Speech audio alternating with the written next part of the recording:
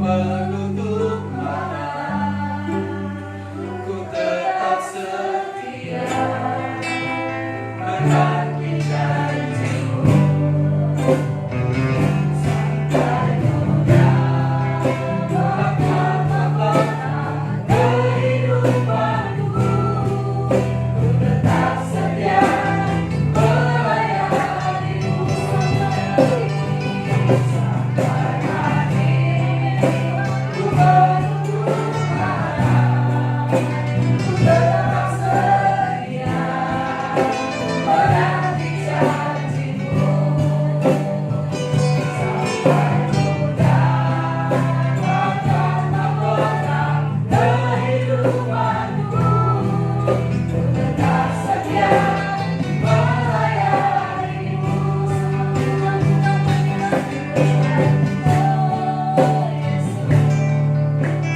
Seperti wanita menerahimu, menangis di bawah kakimu.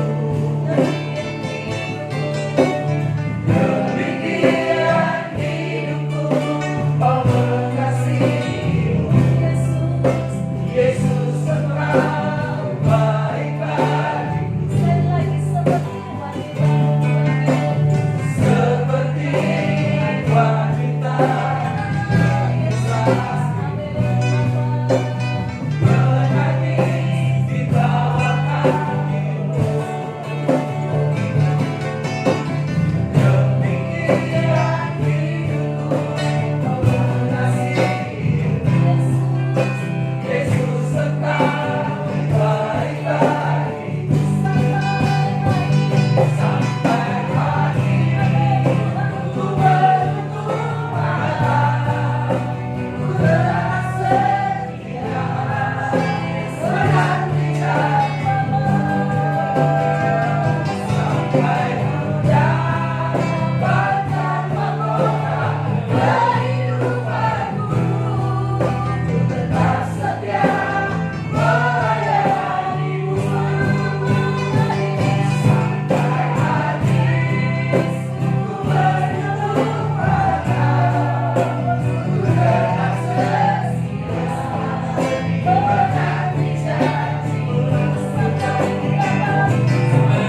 muda bahkan mahkota kehidupanku, ku tetap setia melayanimu.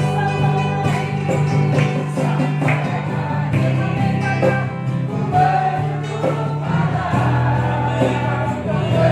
setia menanti janjimu. Sampai muda bahkan mahkota kehidupanku, ku tetap setia melayanimu. Sampai akhir ku menutup mata, ku tetap setia menanti janjimu. Sampai muda bahkan mahkota kehidupanku, ku tetap setia melayanimu. Sampai muda bahkan mahkota kehidupanku, ku tetap setia melayanimu. Sampai muda bahkan mahkota kehidupanku, ku tetap setia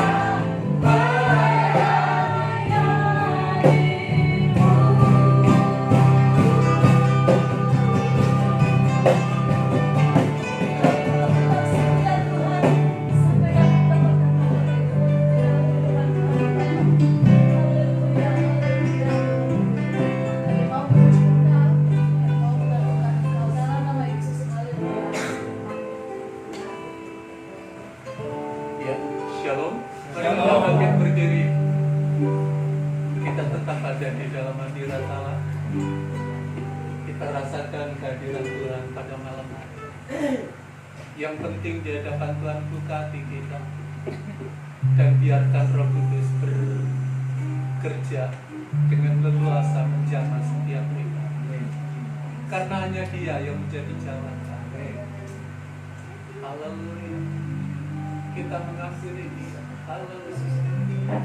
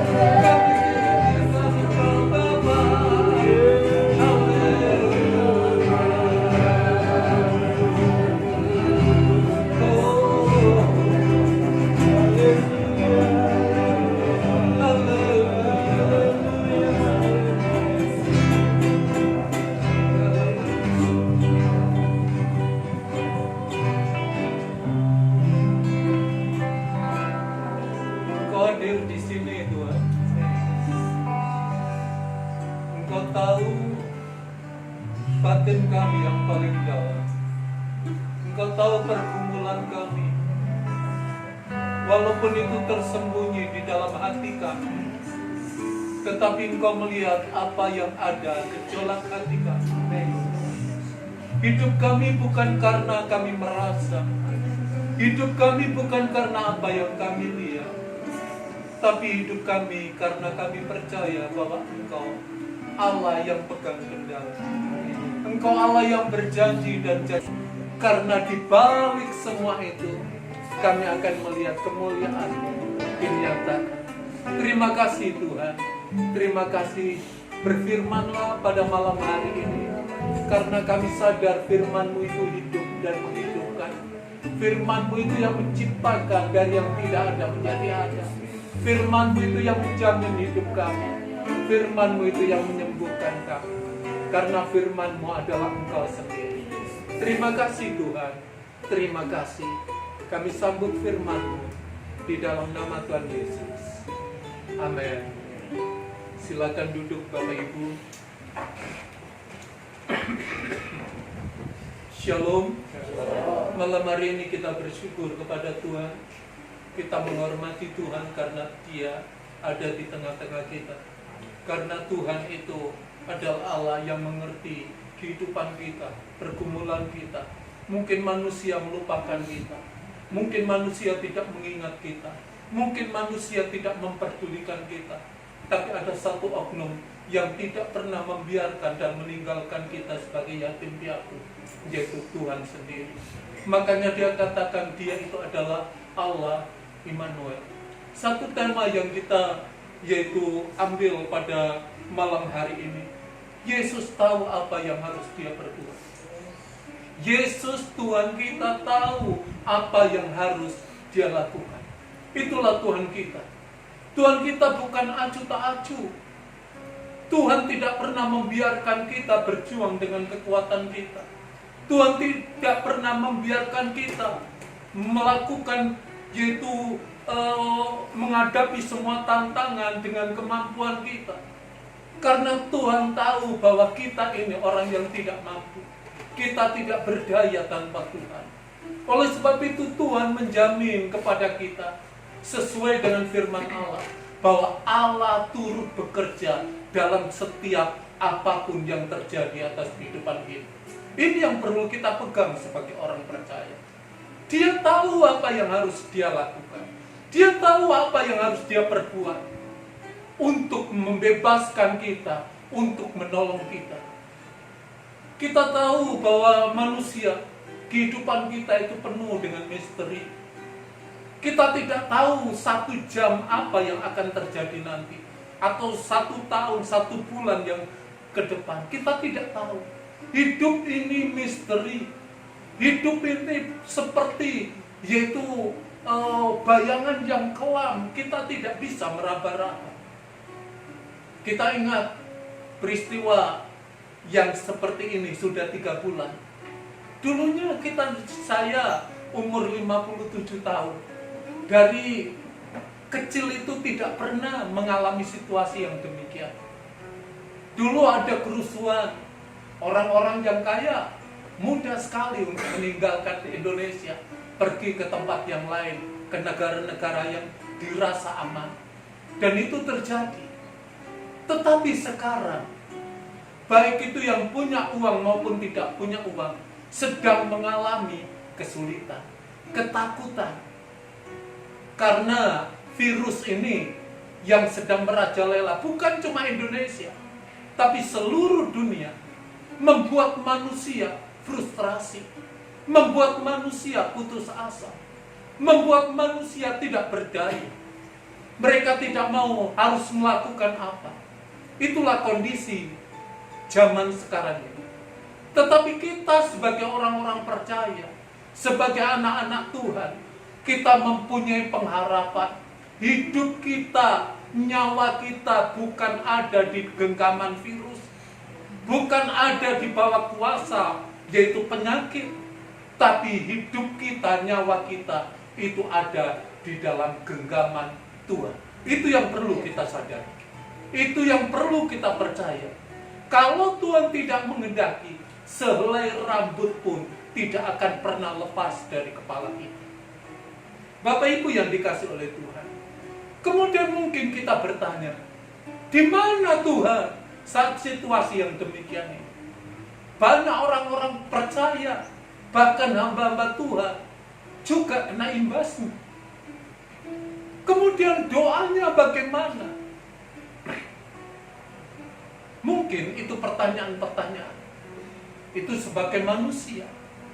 Tetapi justru di tengah-tengah situasi yang demikian, kita berdiri sebagai orang-orang percaya, sebagai anak-anak Tuhan, untuk menyatakan kemuliaan Tuhan. Kita buka di dalam Injil Yohanes pasal yang ke-11. Yesus tahu apa yang harus dia lakukan. Cerita ini atau kisah ini cukup panjang. Sebenarnya kita baca satu perikop ini, yaitu ayat yang pertama sampai ayat yang ke-44. Tetapi saya tidak membacakan semua. Saya akan bacakan, yaitu ada beberapa ayat yang mengatakan demikian. Ayat yang pertama, ada seorang yang sedang sakit, namanya Lazarus. Ia tinggal di Betania, kampung Maria dan adiknya Marta. Maria ialah perempuan yang pernah meminyaki kaki Tuhan dengan minyak mur dan menyekanya dengan rambutnya. Dan Lazarus yang sakit itu adalah saudaranya. Kedua perempuan itu mengirim kabar kepada Yesus, Tuhan, dia yang engkau kasih sakit. Bapak Ibu dan seterusnya, kalau kita membaca ada satu kisah yang luar biasa. Bapak Ibu yang dikasih oleh Tuhan, ada 3 bersaudara yang kenal Tuhan dengan baik, yang bersama-sama dengan Tuhan, yang terus-menerus mengikuti Tuhan. Yang pertama yaitu Lazarus, kemudian 2 saudara perempuannya yaitu Maria dan Marta. Arti Maria itu orang yang dikasihi. Kemudian Lazarus dalam bahasa Ibrani itu sebagai yang mempunyai arti Allah yang menolong. Jadi artinya itu luar biasa. Mereka cukup punya hubungan yang akrab dengan Tuhan. Tetapi kami, Alkitab ini tidak mengkisahkan atau menuliskan kenapa Lazarus itu sakit.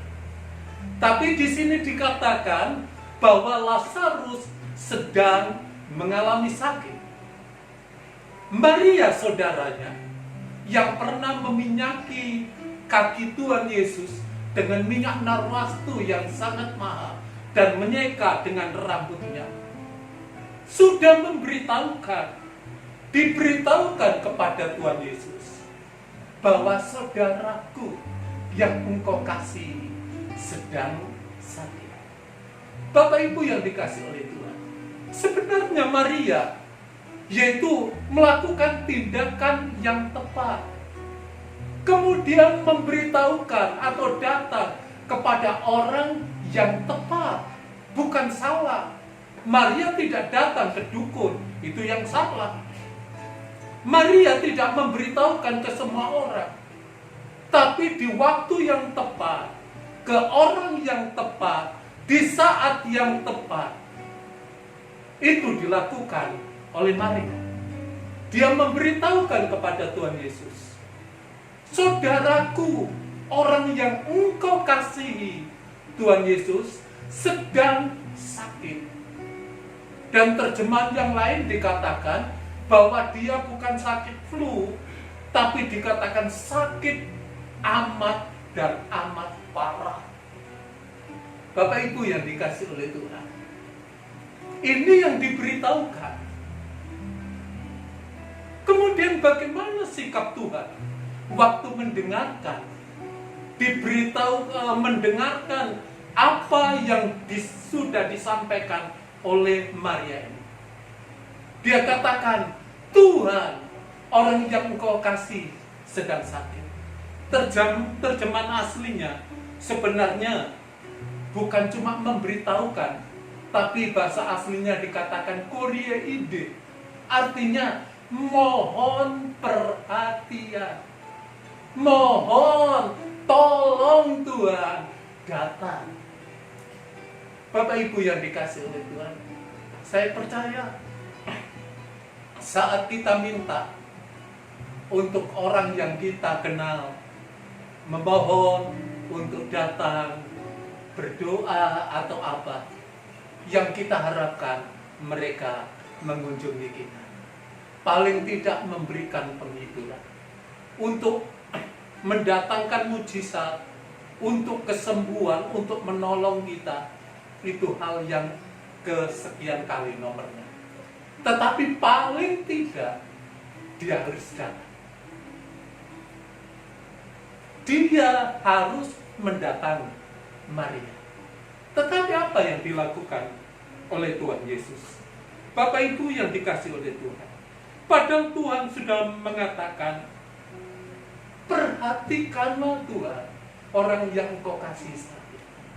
Tapi tindakan Tuhan dalam ayat yang keempat sampai ayat yang keenam, firman Tuhan mengatakan, ketika Yesus mendengar kabar itu, mendengar apa? Semua berita yang disampaikan oleh Maria.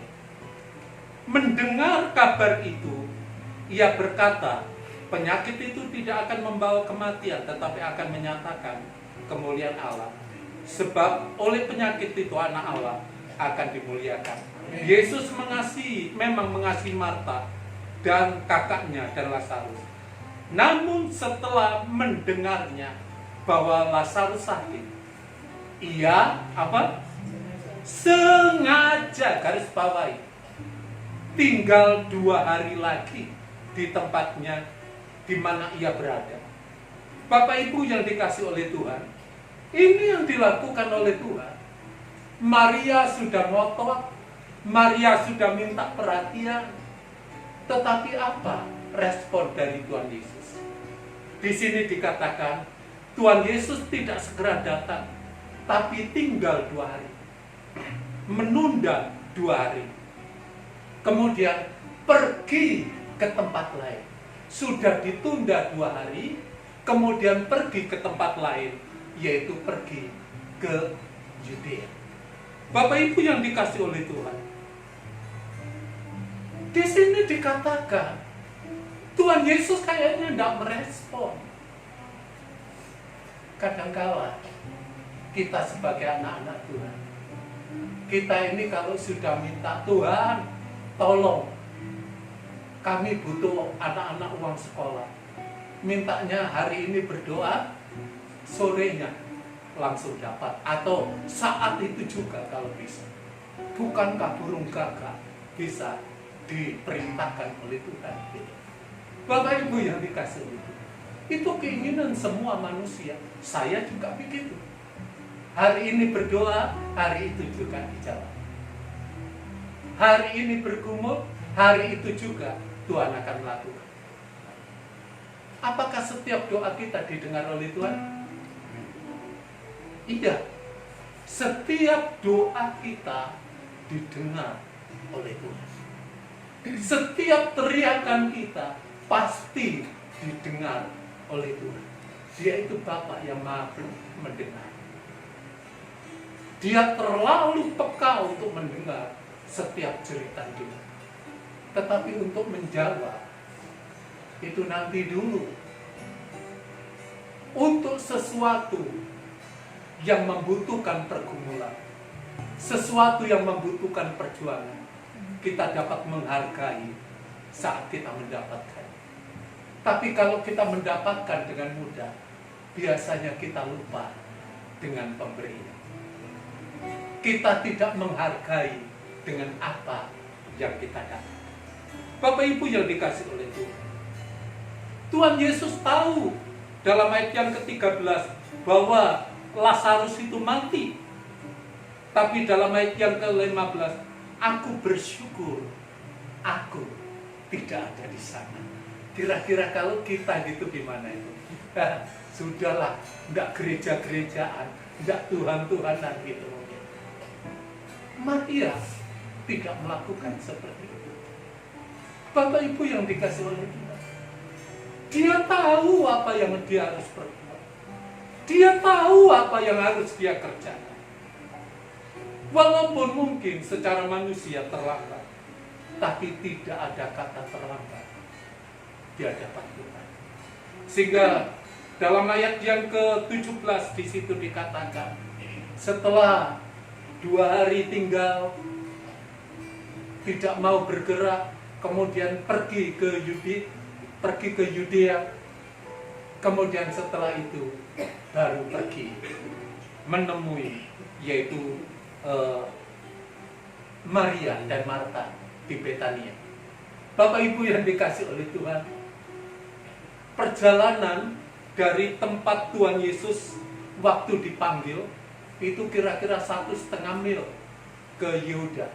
Berarti kira-kira 3 kilo jalan kaki. Kemudian setelah dari sana, tidak disebutkan berapa hari, kemudian dia pergi kembali untuk mengunjungi Maria di Betania. Dan pada waktu nyampe di Betania, apa yang terjadi? Di situ dikatakan, ayat yang ke-17 saya akan bacakan. Maka ketika Yesus tiba, didapatinya Lazarus apa? Telah 4 hari berbaring, bukan di kamar, bukan di tempat tidur yang empuk, berbaring di dalam kubur. Secara manusia habis sudah, selesai sudah. Kedatangan Tuhan itu percuma. Kedatangan Yesus itu sia-sia. Kedatangan Tuhan itu terlambat. Tidak ada faedahnya. Mungkin secara manusia, kalau kita mungkin bisa dongkol, bisa marah kalau kita minta kepada hamba Tuhan, ayo datang Pak, tolong. Tetapi kita, ya hamba Tuhannya tidak mau datang. Kemudian datang sudah terlambat. Bapak Ibu yang dikasih oleh Tuhan. Tapi sikap Maria tidak. Dia tidak marah terhadap Tuhan Yesus. Waktu Marta nangis-nangis, kemudian diberitahukan kepada Maria, Yesus datang. Kemudian apa yang dilakukan oleh Yesus? Oleh Maria. Dia lari kepada Yesus dan tersungkur. Tidak pernah mengucapkan kata-kata hujat. Tidak pernah memarahi Tuhan Yesus. Engkau Tuhan, padahal sudah kami mohon, sudah kami berseru, sudah kami memberi kabar, tetapi Engkau tidak hadir. Bapak Ibu, dan akhirnya saudaraku mati. Itu tanggung jawab. Tidak, saudara. Tuhan Yesus tidak menerima hujatan dari Maria ataupun Marta. Kemudian mereka menangis, dan setelah menangis, dalam ayat yang ke-43 di situ dikatakan, Yesus sendiri waktu mendengar, yaitu Marta Maria menangis, maka maskullah hatinya. Hatinya ikut sedih. Itulah hati Tuhan. Tuhan itu menangis dengan orang yang menangis. Saat kita sendiri, tidak ada orang yang menemani. Jangankan kita berpikir bahwa kita sendiri. Yesus ada di sini. Yesus itu selalu ada bersama kita. Dia tahu apapun yang terjadi. Bapak Ibu yang dikasih oleh Tuhan, saat kita bergumul dengan persoalan kita, sebenarnya Tuhan ikut merasakan. Kemudian setelah hatinya masuk, kemudian dia pergi ke kubur. Sampai dilarang, Tuhan, ini sudah 4 hari meninggal. Ini bau, Tuhan. Sudah bau. Karena sudah 4 hari dikubur. Kemudian Tuhan mengatakan tidak, percaya saja. Kemudian akhirnya Katakan, Tuhan Yesus memanggil nama Lazarus, di mana Allah itu menolong yang mempunyai hati. Lazarus bangkit, dan akhirnya Lazarus itu bangkit. Tuhan, apakah terlambat untuk menolong? Tidak. Tuhan tidak pernah terlambat. Mungkin secara manusia terlambat. Kita semua manusia mempunyai rencana, mempunyai rancangan. Kemudian kayaknya rancangan kita itu mengalahkan rancangan Allah. Padahal Tuhan itu mengatakan, rancanganku bukanlah rancanganmu. Rancanganku bukanlah rancangan kecelakaan, tetapi rancangan yang penuh dengan damai sejahtera, hidup keberkemenangan, hidup dalam kuasa Tuhan. Itulah Tuhan kita. Marta Maria merindukan kesembuhan, dan itu ditunda beberapa saat. Dan akhirnya yang ada rencananya Tuhan untuk membangkitkan orang mati, untuk memperoleh kehidupan kembali. Kadangkala pikiran kita itu terbatas. Firman Tuhan itu dibutuhkan iman. Firman Tuhan itu tidak bisa semua kita nalar dengan akal sehat kita. Tapi firman Tuhan itu cuma butuh iman, percaya kita. Apa yang dikatakan oleh Tuhan itu pasti terjadi. Pada waktu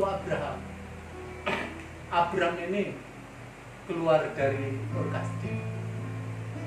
Kemudian dikatakan, Abraham, tinggalkan keluargamu, tinggalkan lingkunganmu, pergi ke suatu tempat.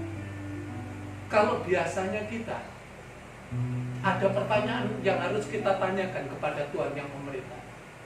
Pertanyaan apa yang harus kita tanyakan kepada Tuhan biasanya? Kemana kita pergi? Terus naik apa? Jalannya di mana? Kemudian yang terakhir, ongkosnya mana? Itu kebanyakan manusia. Tetapi Abraham tidak. Waktu Tuhan mengatakan pergi, dia menuruti.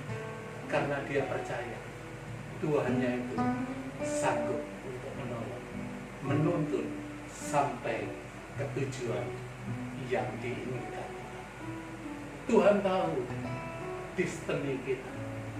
Tuhan tahu rancangan apa yang ada pada kita.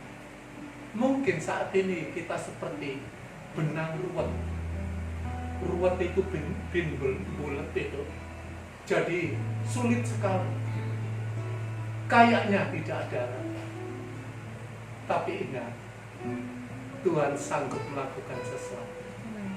Dari yang tidak kita mengerti, dari yang tidak kita sadari, dari yang tidak masuk akal, menuju rencana Tuhan yang Bapak Ibu yang dikasih oleh Tuhan. Pada waktu Yusuf mendapatkan mimpi itu dari kata halum, yaitu yang mengandung visi, sampai 2 kali. Katanya yaitu 11 berkas itu akan datang menyembah. Kemudian bintang ke 11 bintang, kemudian bulan dan matahari akan menyembah. Itu yang dia pegang. Tetapi apa yang terjadi? Ternyata dia mengalami keterpurukan dari anak babe yang dikasih oleh bapaknya, sampai diberi jubah maha indah, jubah yang berwarna-warni, itu harga yang mahal sekali. Hanya orang-orang tertentu saja yang memiliki. Itu dimiliki oleh Yusuf.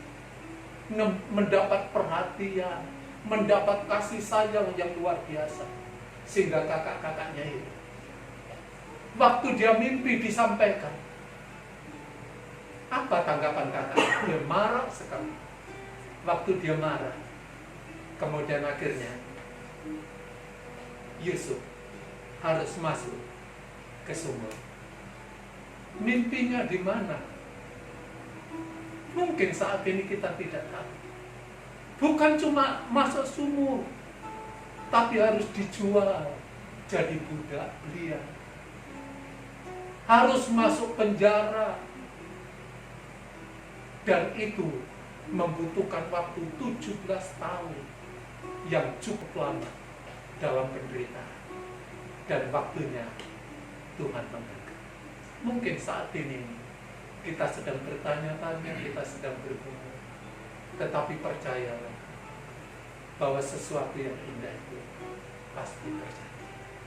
Karena Tuhan tahu apa yang harus Dia lakukan. Kiranya lewat renungan ini menjadi berkat bagi kita semua. Mari kita bangkit berdiri seperti wanita.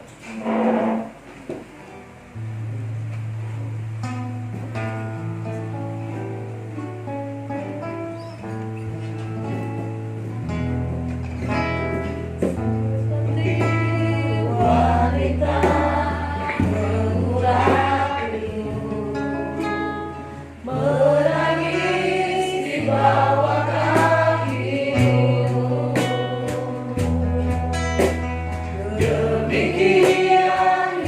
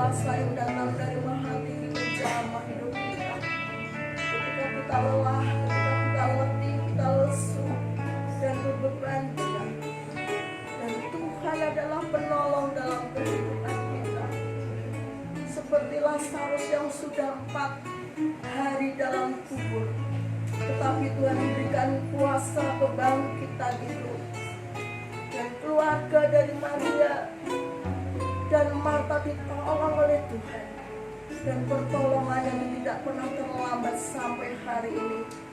Belajar untuk percaya kepada Tuhan, belajar untuk mengandalkan Tuhan, dan janji Tuhan iya dan amin. Rencana Tuhan tidak pernah gagal dalam hidup kita. Selalu rencana Tuhan yang terbaik atas hidup kita. Ya mungkin hari-hari ini kita sedang ada di dalam keterpurukan, tapi percayalah bahwa Tuhan ada di tempat itu.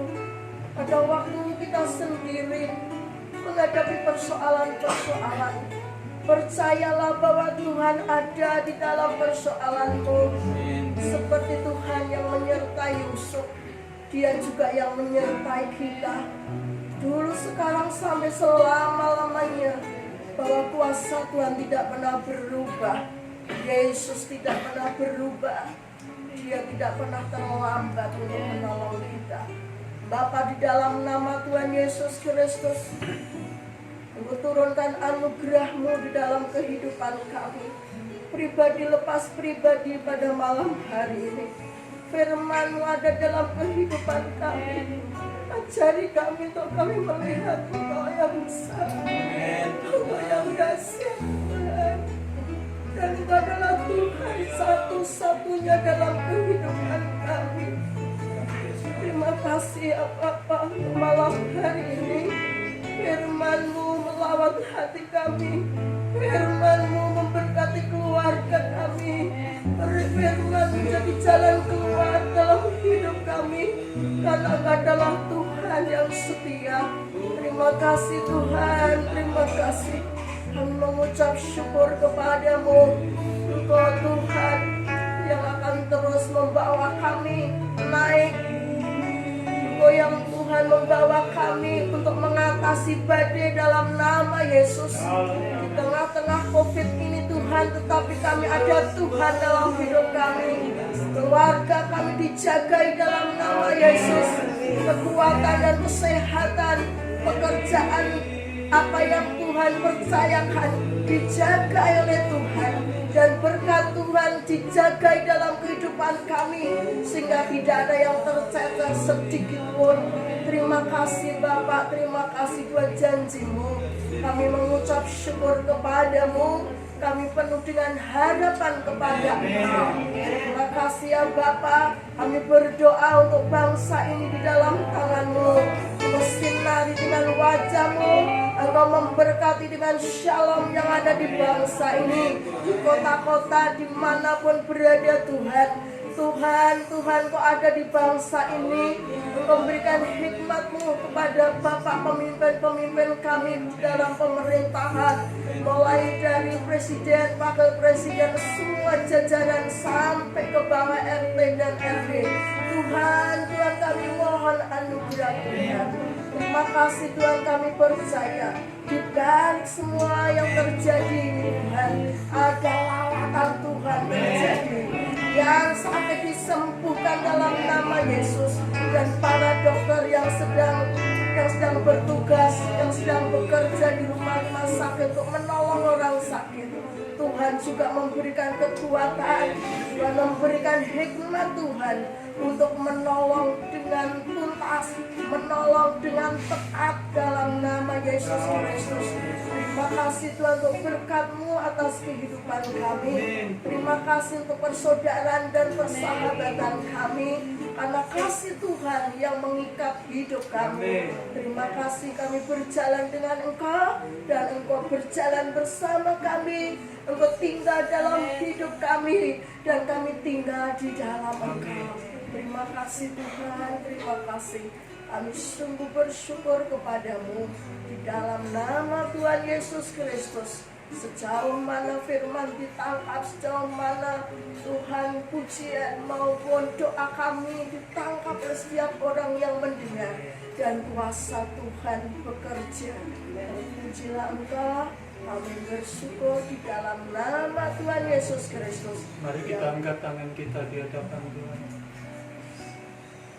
Penyertaan-Mu menyertai seluruh keluarga besar HGC Panakukang Timur, menyertai setiap kami. Biarlah Engkau menyinari kami dengan wajah, membawa kami ke dalam rencana-Mu yang besar. Seperti Engkau menyertai Bapak Abraham, Ishak, dan Yakub, maka penyertaan-Mu itu menyertai kami. Keluar masuk kami dijagai oleh Tuhan. Tidak ada virus, tidak ada penyakit, tidak ada kerugian, tidak ada kehancuran. Yang ada adalah kemuliaan Tuhan, pertolongan Tuhan, kelimpahan Tuhan turun memenuhi setiap kami. Sehingga dengan demikian kami dibedakan dari kebanyakan orang karena kami adalah milik. Terimalah berkat daripada Bapa, cinta kasih dari Allah Sang Putra, dan diikat dengan tali kasih Roh Kudus dari sekarang sampai Maranatha. Yesus datang yang kedua kali untuk mengangkat kita bersama-sama ke surga. Yang percaya katakan amin. Puji Tuhan dan memberkati kita semua.